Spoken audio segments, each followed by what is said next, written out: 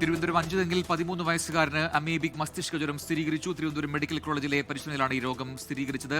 റിനു ശ്രീധർ അതിന്റെ കൂടുതൽ വിവരങ്ങളുമായി തിരുവനന്തപുരത്തും ചേരുന്നു. റിനു, വിശദാംശങ്ങൾ. പ്രജിൻ 4 ദിവസങ്ങൾക്ക് മുമ്പാണ് അഞ്ചുതെങ്ങ് സ്വദേശിയായിട്ടുള്ള 13 വയസ്സുകാരനെ നേത്ര പരിശോധനയുടെ ഭാഗമായി തിരുവനന്തപുരം മെഡിക്കൽ കോളേജ് ആശുപത്രിയിൽ കൊണ്ടുവന്നത്.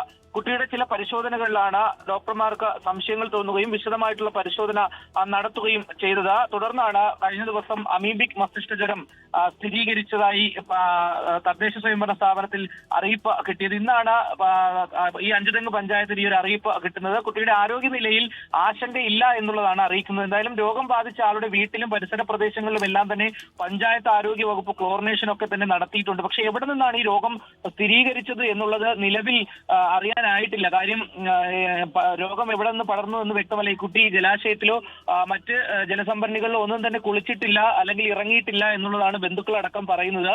എന്തായാലും നിലവിൽ കഴിഞ്ഞ ദിവസങ്ങളിലടക്കം നിരവധി പേർക്ക് രോഗം സ്ഥിരീകരിച്ചു. കഴിഞ്ഞ ദിവസം തിരുവനന്തപുരം സ്വദേശിയായിട്ട് തന്നെ ഉള്ള ഒരു വയോധികൻ മരിക്കുകയും ചെയ്തിട്ടുണ്ട്. മരണസംഖ്യ കൂടുകയും ചെയ്യുകയാണ്. എന്തായാലും നിലവിൽ ഇപ്പോൾ 13 വയസ്സുകാരൻ രോഗം സ്ഥിരീകരിച്ചിട്ടുണ്ട്.